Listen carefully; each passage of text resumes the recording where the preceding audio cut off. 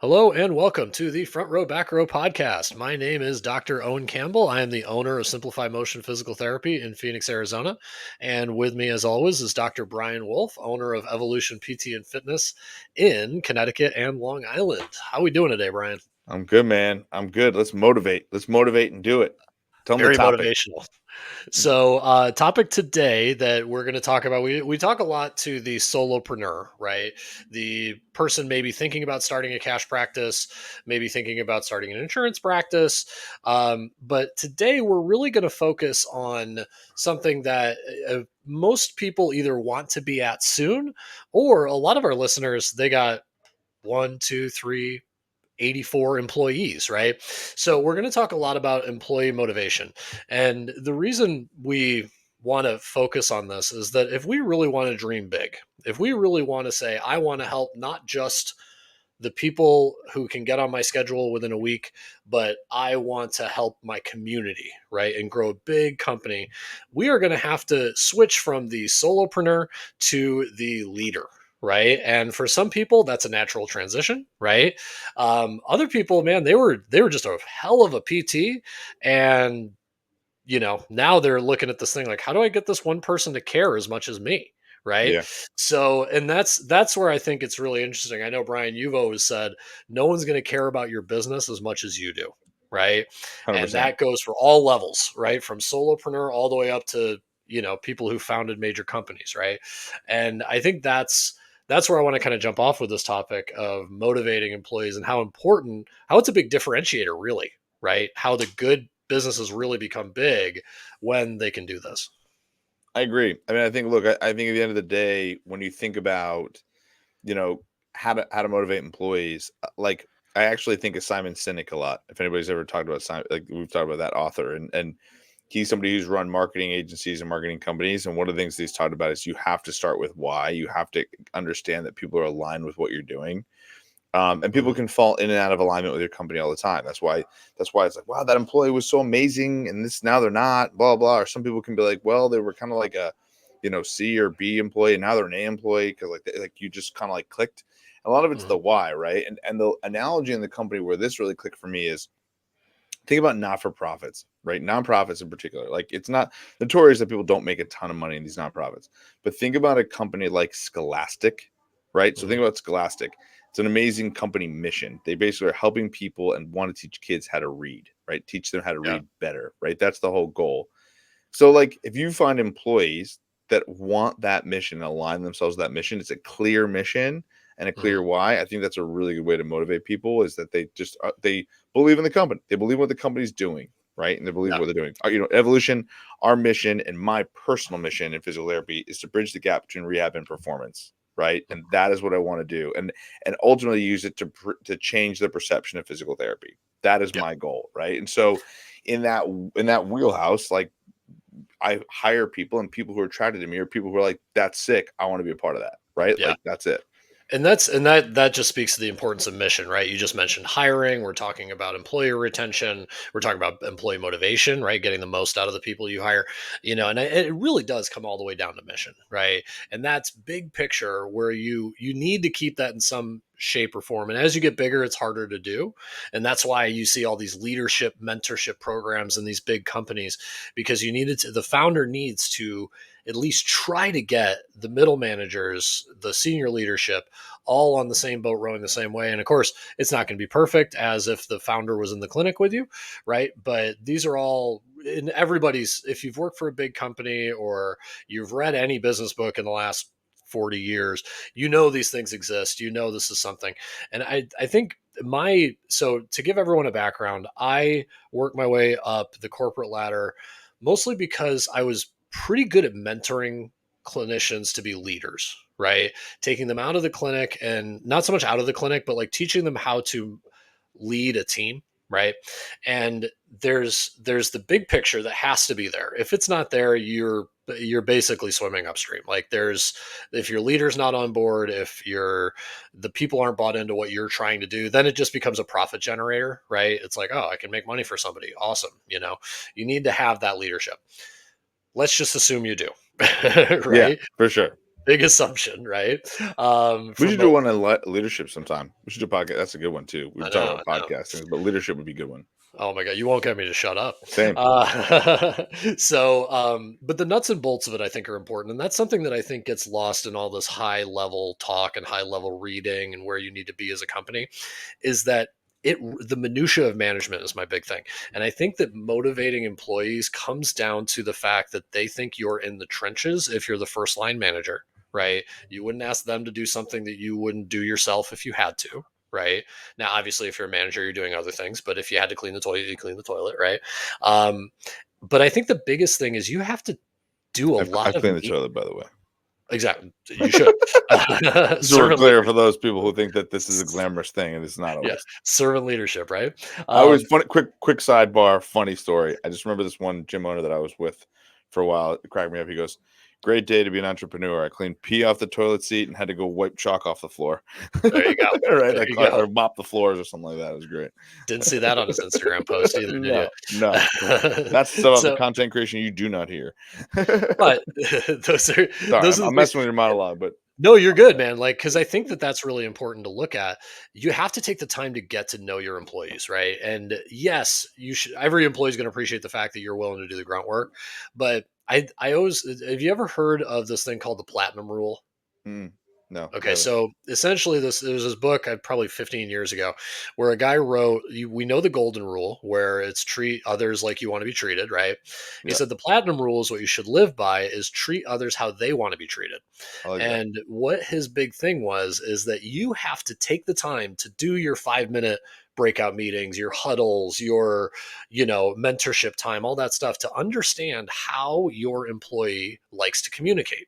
Right. So if we both talk on a podcast every week. We are Yeah, extroverted. We talk all the time. Hey, what's going on? But we may hire somebody who's an excellent therapist who really just wants to connect and doesn't want to have these like let's yeah, talk about the weather conversations. yeah, I need to be able to tailor myself to that particular employee to motivate them, because if I go to them the way I want to go to, they're going to shut right off, right? So I am a big believer in the minutia of management, where you spend the time as a manager to get to know your people and then be able to then tailor your solutions to whatever problem it is to their kind of communication style. This is one of those, if you've ever been in, like, maybe you haven't been in the corporate world as much as I have. I feel like everyone should know this, but it's not.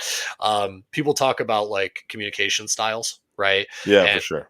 every year someone comes out with like, well, one's a lion and one's a gazelle and one's an orange and one's a blue and one's a green, and Yeah, they are tacky, but honestly, in an organizational standing, they're actually really effective, because it'll get all your managers to understand that people are different.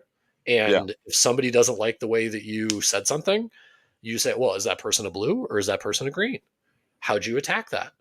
Oh, well, maybe because we did these personality tests, this might be a better way to go to her next time when you have to talk to her about not billing correctly, right? yeah. I mean, Ray Dalio has a very interesting way that he does it at Bridgewater, right, from the finance world. And what he talked about is they're called baseball cards. So basically, what Okay. they do is, I've been involved a little bit about with Bridgewater. The point where I've seen what they do. So basically, it's kind of like inside of it. Obviously, it's a multi-billion-dollar. It's one of the biggest hedge funds in the world.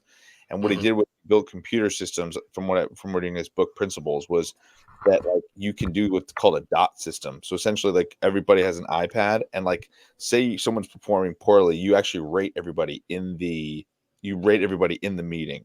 And so what it Okay. does, by your peers, you're basically, you know, rated on a scale of like communication, ability to do X, Y, and Z.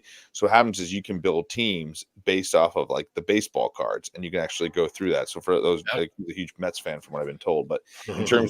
terms of that process, like you can basically create that. And I thought that was actually very smart. Like to your point, Yeah. it's like it makes sense. And of course, they do it with like computers and a ton of amazing technology. It's a huge thing. But to your point, like personalities and communication styles, I mean, those are huge. Those are going to be Well, huge pieces.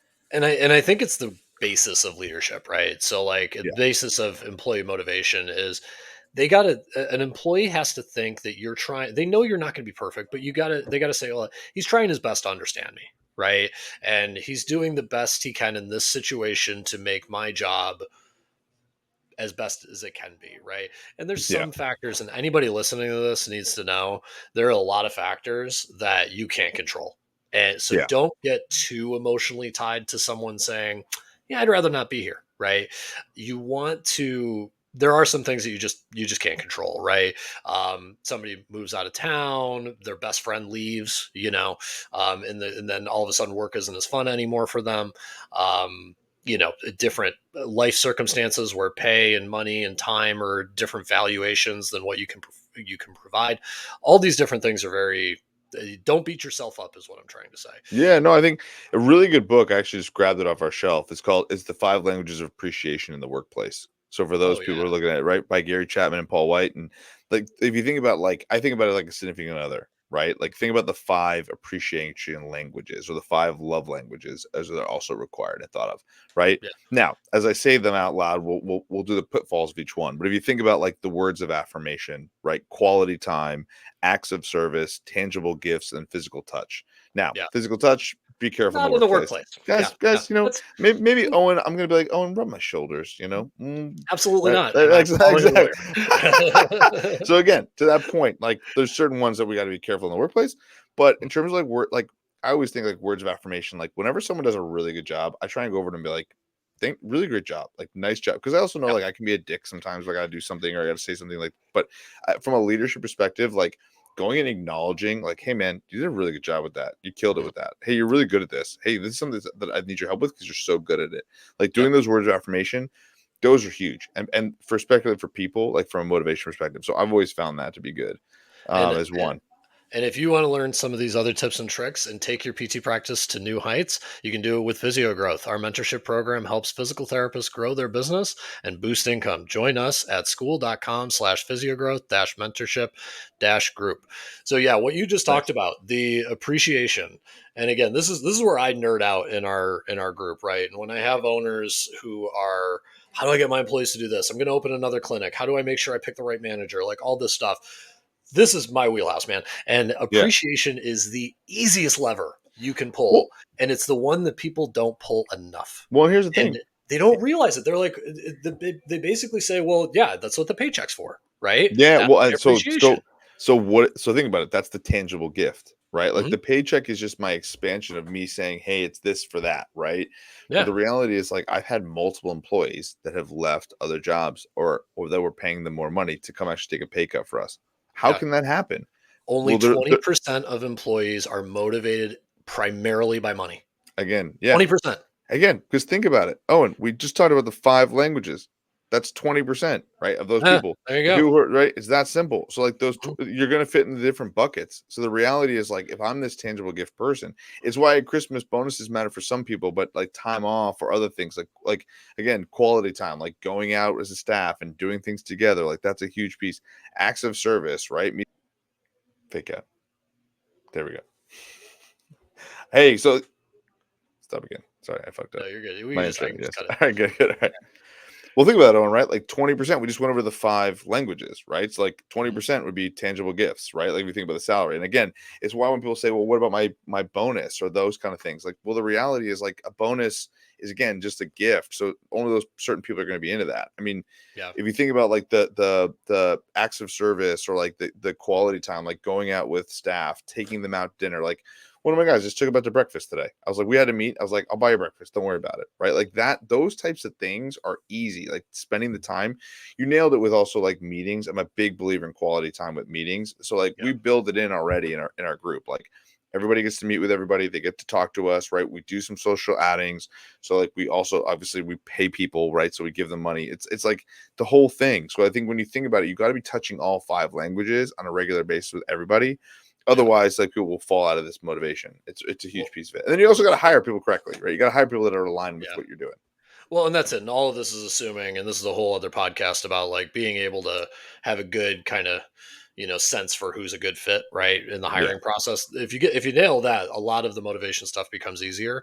But even the best people I've seen hiring, still you mess up something or situations change. And I think that what you mentioned with the meetings, it's important that even if you don't have anything to talk about, like say it's an all-star, great Yeah. player, something like that, right? And they're killing it, they're doing great, they're helping the business, still have the meeting. right?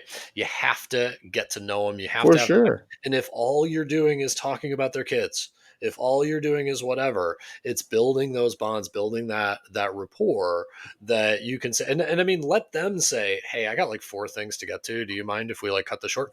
Sure. Yeah. But you, as the manager, were interested in giving them a forum, one to one, to be able to talk. And it doesn't have to be half an hour, right? It can be 10 minutes, right? Yeah. But as long as they're consistent, as long as they're, on a schedule, you'll find that they're actually, even the high performers, they'll actually come up with great ideas in those meetings, Well, that's the right? thing, right? To your point, I think a lot of it is like hey, like again, if you it just also like that time could just be words of affirmation, right? Like, Yeah, hey, I know we don't have much to talk about, but it's because you're crushing it. Like, yeah.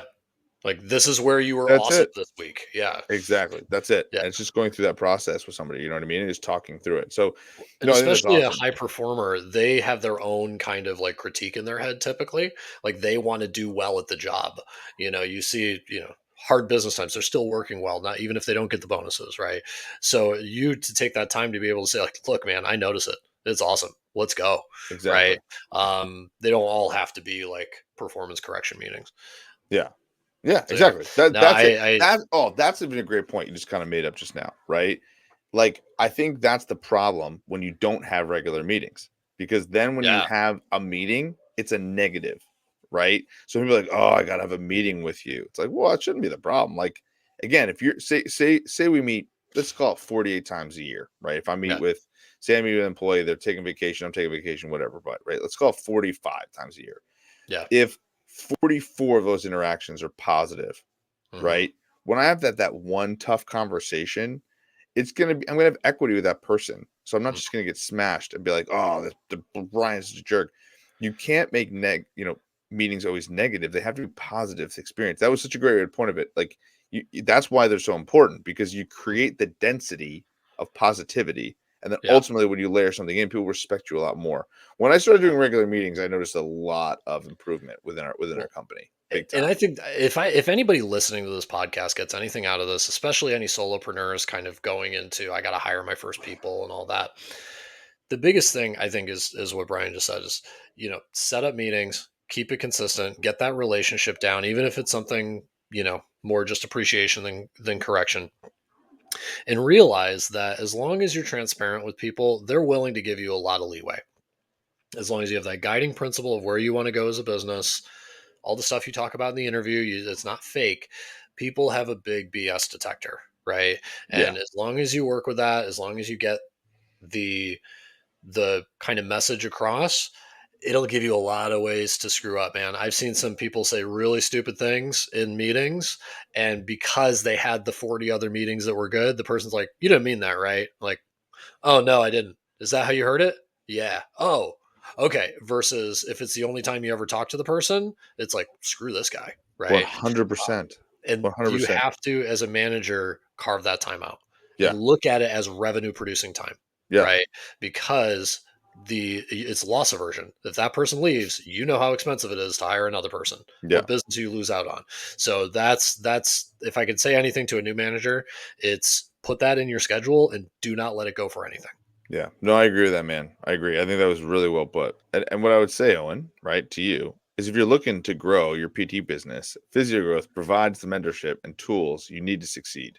Visit school.com/physiogrowth mentorship group and unlock your practice's potential today. Ooh. You Good you did that transition. nice and slow so you didn't screw up. That's the key. I talk like I was just plugged into an electrical socket, but Exactly. But no, I mean, I think you're dead on, man. And I think, again, having a clear company mission, mhm, making sure that you're appreciating your people and being employee centric in that way and taking the time to actually meet with them on a regular basis to hear all their, good, bad, and the ugly and yeah. be a part of their lives, like that is a huge, huge, huge piece. I agree. Well, and I think to anybody listening to this, and obviously we have a mentorship group that we're promoting. This is the difference, right? I could spend a podcast, every single week, talk about this is how you get four more patients, this is how you get four more whatever. But like, this is the big boy stuff, right? Yeah. This is the how do you get to an actual big old business company, right? Yeah. Excuse me, I'm coughing right as I'm saying a big point, Yeah. but this is the stuff that you get in our group that you won't get in other groups, right? Yeah. Is that the Q&A sessions every week with people who can be like, huh, I've seen that. This is how we handled it, right? Yeah. At every point along your business. Brian from the trunk of his car, me up until selling something, helping to sell something for 8 figures. Yeah. So if you want to, get in that group, man. 99 bucks a So month for weekly Q&As. you know what's good too? I Love mean, honestly, we just talked about this whole thing. Like, if you find yourself being like, "God, I'm always complaining to my employees about my business," and they don't care, right? it. Mhm. That's Of course because I they don't. don't Yeah. care. They're there for you, and Yeah. you're supposed to give them positive affirmation. If you need to bitch to pew people about how to do that, join our group, and you can complain to me all you want, and we'll talk about it because I'm in the trenches with you, and we'll do it Yeah. together. So anyway, We that's love hearing people bitch I to love it. Exactly. us. We'll complain. We'll problem solve. We'll do all that stuff. I will care about your business like you will. So exactly. That's the whole point about mentorship groups and communities and being involved in communities with other business owners. I think it's huge. Yeah. All right, So, all man. right, With man. that, we will end it. Have a solid Thursday. You too, buddy. Good to see you. See ya.